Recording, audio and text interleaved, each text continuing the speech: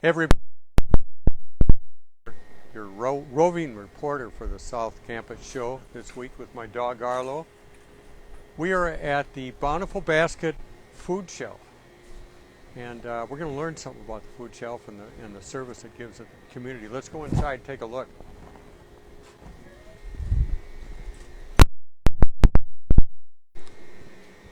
Hey Tom, how are you doing? Bob. Good, how are you? Good. Everybody, this is Tom Redmond, Chairman of the Board of the Bountiful Basket Food Shelf. Tom, I'm here along with all of us tuning in to learn more about the food shelf. Can you give us a bit of a tour? Absolutely. I would love to. You know, St. Victoria is one of our favorite partners in relation to food, so it's certainly an honor. It's an honor. Well, when you walked in, that's if people are down here, if they're going to donate food, or if we have a food order, that's where the food comes in, is through those doors. And volunteers would greet you. Okay. And the first thing we do is that we weigh it on the scale. So all the food... Right over there. Right over there. All the food that comes in, we weigh, and then all the food that goes out to help people, we weigh also.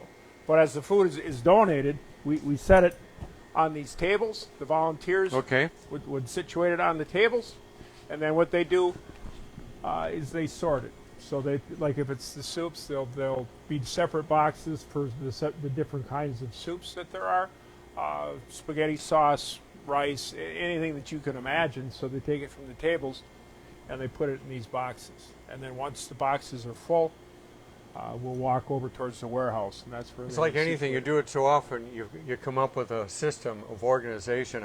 I'm sure you fine-tuned it over the years. So it's, and then the boxes. What do we got up here? Well, that's what you're pointing at. There are the diapers that we'll distribute to families or that have children that can use diapers. We have some of the cleaning supplies like dish soap, those types of things. And all these boxes are more of what you might call treats that we'll make available for the families also. Okay. All right. And then coming down here, of course, refrigerators. These locked or open? These are all open. Let's take a peek right here. What do we got? Well, this one here would be the chicken. Wow. And all of this chicken is donated. It's what we call the food rescue program, like from Target and Cub Food, those types of. Yeah. So food rescue is a blanket of many businesses of the area that donate food. I'd say about 50% of the food that we distribute comes from food rescue. So it's Target, Cub Food, Lund Barley, and the Quick Trip stores are the primary partners that we have. Beautiful. Where's the other 50% come from? Just donations? That's a good question. 25% comes from donations, and like St. Victoria Catholic Church is an excellent example. They've been with us since we started way back in 2007. So about 50% would be food rescue, 25% would be donations, and churches would be a primary partner in relation to that. And then the other 25% we would purchase. So we second harvest buy food from, and then the food group is another one. Okay, good. Here, and folks, look at piled high. I mean, it's hard to keep track, but you got your system. How do you get up there? That's what I'm asking. Well, step ladder. Step ladder. We do have a step ladder. Carefully. Yeah, very carefully. So we go down here, and Tom, all of this is then put out in front as people come in, right? So the volunteers will put it in the boxes there. When those boxes are full, they'll move it over onto these large shelving units, and then when people that are volunteering in the store, when they need food, they'll take these full boxes and then use it in the store. Got it, ready to go. Ready to go. Let's take a look over here. More boxes. Nice office. This is for the volunteers? Volunteers. Volunteers, so they want to take a short break? Tell me about the volunteers. Like, how many do you have? We have close to 100 what we call active volunteers. And there's inactive volunteers, so there's people that go down south during the winter. Would be an inactive, or with the COVID, there's a few volunteers that chose not to come during the COVID. We understand that. We encourage that if they don't feel comfortable coming. But there's about a group of 100 Beautiful. And then in the morning, I'd say there's a group of 4 that works in the store, and then there's a new shift that comes on around noon. And then in this warehouse, that's a whole other set of volunteers that works in here with John Meyer. Out front with the clients, setting up back in the storeroom here, the warehouse area, if you call it. Where do the volunteers come from? Primarily, how do they find out about you?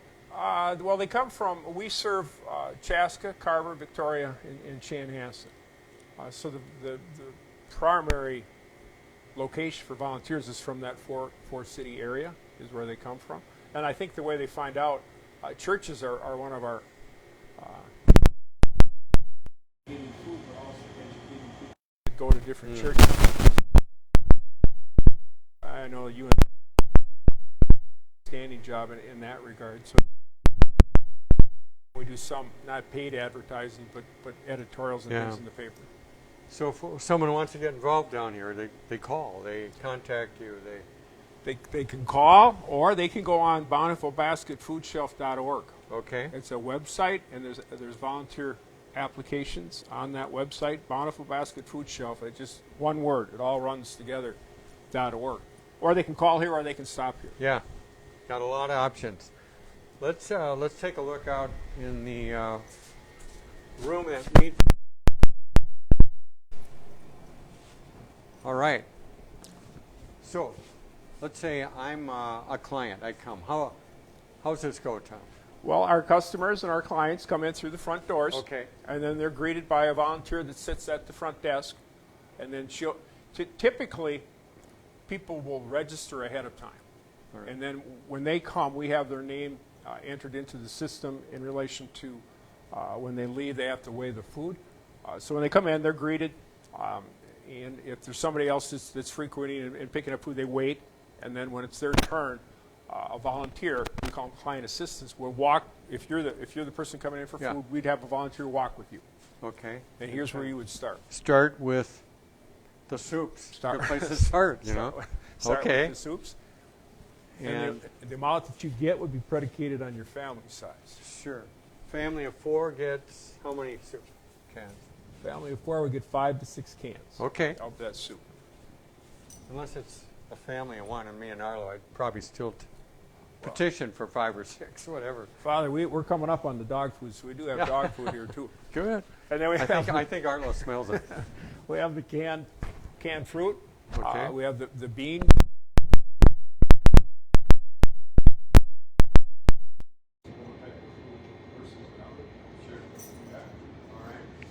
They come around. This would be the canned vegetables.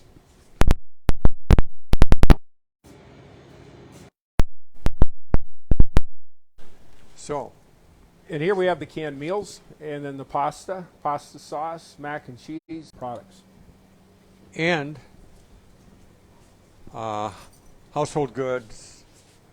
What are these, Tom?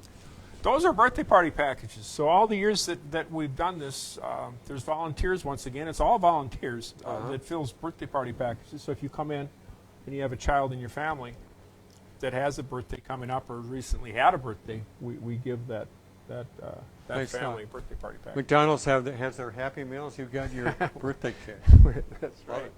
And I should, Father, this is the personal care products. Okay. So there's cleaning supplies, there's personal care products. The Bountiful Basket board talked about that.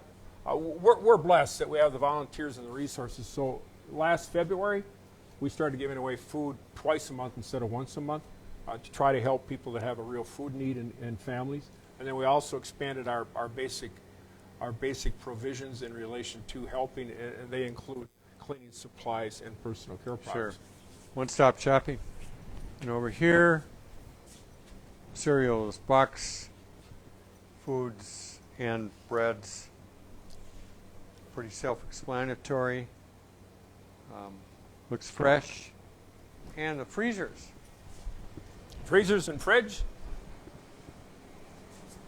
And fridge.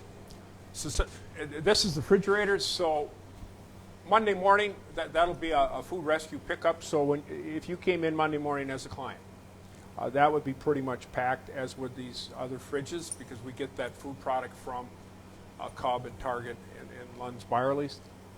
But the basic foods in the fridge would be the milk, eggs, cheese, butter Okay. or margarine. Yep. And then this is more of the greeny vegetables and fruits that would be in this refrigerator. And then the last two down there would be all your meats. Beautiful. Beautiful. Let's check over here. And then another scale. So when they're through, they get to, and then we have the fresh fruits and vegetables over here. Oh, yeah. We like to display those, and we're This, going through a program now where we're going to attempt to better display those because they're the healthy fruits and vegetables. But after you take what you want there, then we just push your cart on the scale, and then the volunteer weighs it, and then you can be on your way in relation to taking that food home with you. Wow. Beautiful. So how many people do you serve a month, a year? How many pounds of food do you give out a month, a year? In a month, it would be somewhere around 38,000 pounds of food a month. Wow. And families, approximately 400 families, equates to about 1,200, 1,300 individuals per month. So on a typical day, you'll have 25 to 30 families or individuals that'll come through the food shelf. And what are your hours in the morning? Our hours, we're open every day but Thursday. Monday, we're open 8:30 till 6 at night. So that's the only day that we're open after 3 o'clock. Okay. But Tuesday, Wednesday, and Friday, we're open from 8:30 in the morning until 3 o'clock. And then on Saturday, we're open the first and third Saturday morning from 9 until noon. Beautiful. Beautiful. Business is booming down here at Bountiful Basket. Just the history. You were telling me this building was converted. It's owned by the city of Chaska, and back in the late 60s, 70s, it was a water treatment building. So that this total area that we're walking, it had two huge water tanks that were located in here, and they treated that water for the residents of Chaska. Behind this wall, there's a city well and a city pump. So once this got outdated and they built the new water treatment building, this building sat here. They needed to have a roof over the pump and the well with no use for it, really. Then that's Love Inc. I shouldn't say that because Love Inc., Love in the Name of Christ, is in this building also. So we're kind of joint tenants in the building. Yep. I was out walking the dog and ran into a couple of those folks at the end of the building. And then the city of Chaska, and this is a wonderful story. They thought that a food shelf was an important part of building community. Everybody knows that Carver County is a wealthy community and it's a fit community, but there are a large number of people that have a need for food assistance. So the city of Chaska fronted the money to renovate this building. So in essence, what we did is we put in a new ceiling, heat system, and we put in the walls to cover up the pump in the well. And the rest has been kind of since 2003, has been a good history. Yeah, I like the priorities of the city to have the vision to say we're prosperous and folks are hurting. Let's provide. Let's have a food shelf. I think the other thing it does is it allows our volunteers to serve others, and they do that out of the goodness of their heart. But that's truly a huge benefit also. Yeah. With COVID, have you seen an increase in the demand for the food shelf? I think that what you read primarily in the paper and here on the news is the increases are primarily in the larger metro areas like Minneapolis and St. Paul. I think we're one of the few smaller food shelves that our numbers have gone up also, but that was due primarily to our mobile food shelf program and not so much people coming in. You're taking it out to the community. Right. That's out of the box thinking. Very good. So, but that's a history. You've been here since 2007. I know you partner with a lot of people. The area churches. What can you say about that?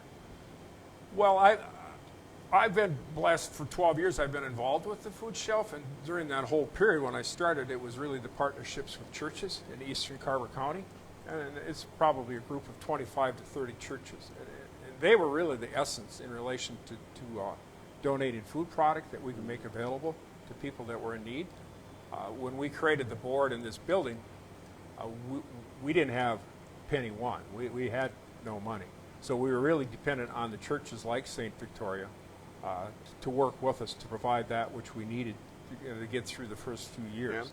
The last few years we've done fundraisers, so we've done a lot better in relation to dollars. And what those dollars allowed us to do, they allowed us to create these new partnerships, like with Launch Ministry, Okay. families moving forward, new beginnings. We take food to senior citizens at Waybury and Talheim.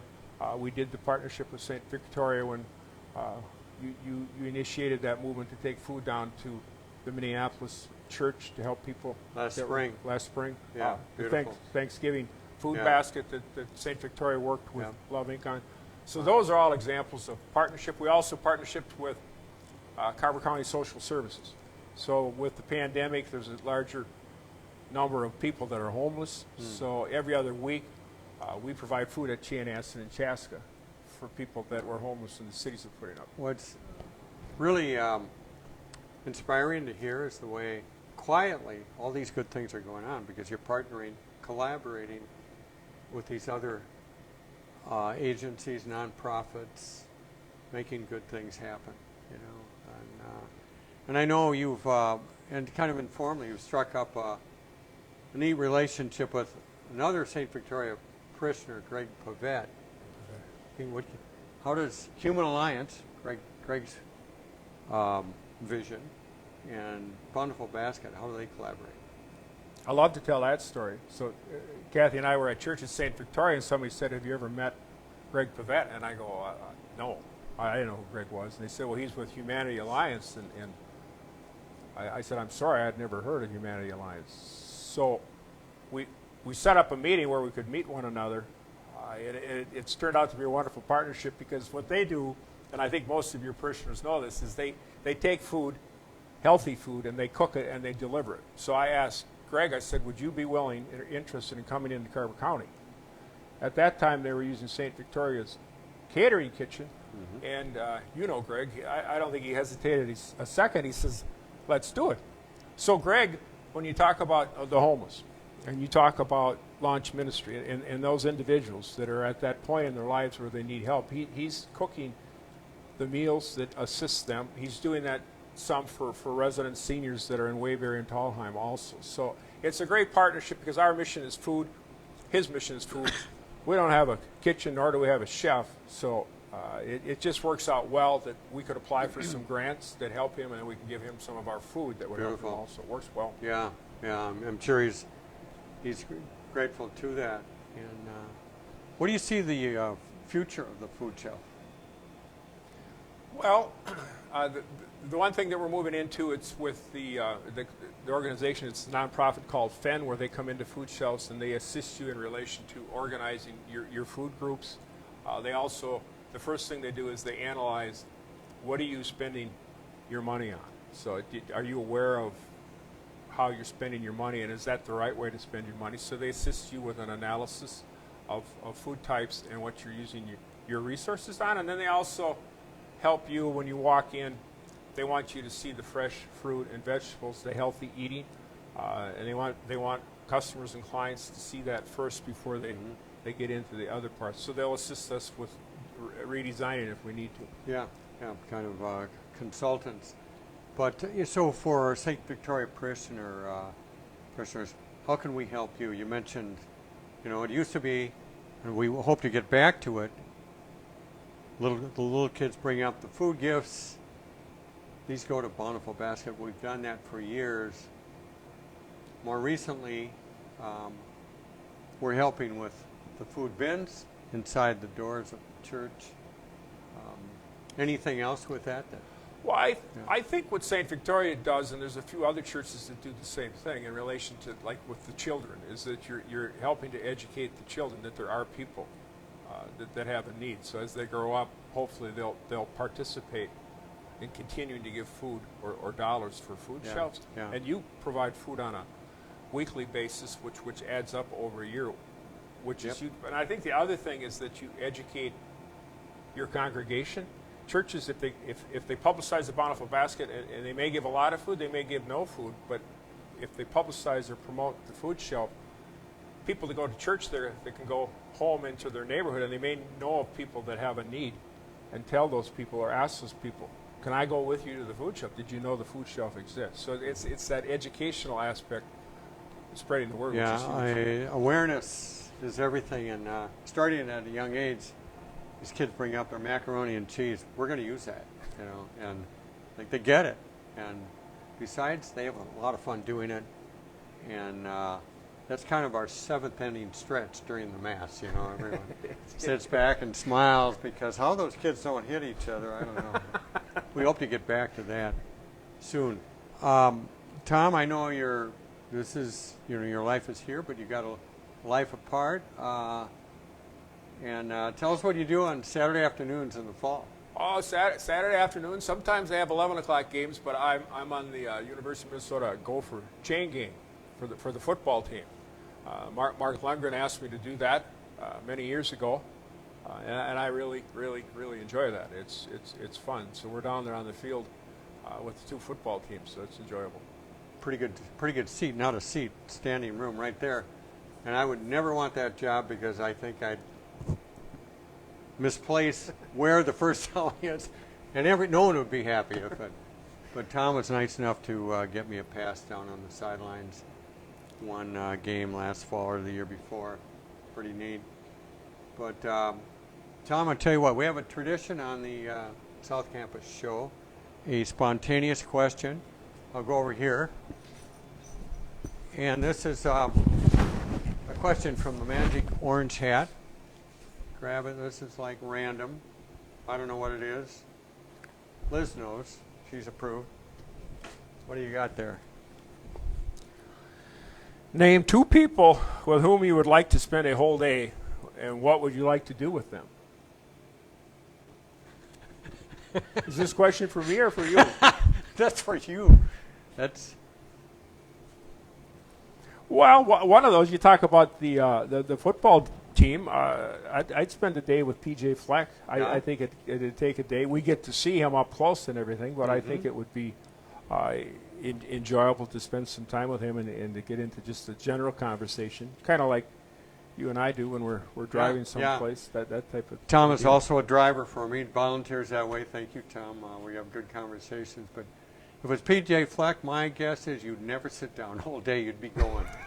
You're probably right. You're probably right. High energy man. Yeah. That's great. Well, Tom, thanks so much. We've learned a lot. This is wonderful for us to learn more of a great resource we have right here in the community. And thank you for the work that you and the volunteers do, and best wishes to you and the clients you serve. So. Well, thank you, and thank you to St. Victoria. It's like I mentioned, you've always been one of the mainstays of support going back to when the food shelf started. So St. Victoria that's very family, much appreciated. Absolutely. So everybody, for now, checking out on the from the South Campus show, roving reporter today at Bountiful Basket Food Shelf. Thought for the day: to harm another is to harm yourself. It's all about spreading the love, folks. Be well, be good. We'll see you next week. Thanks for tuning in.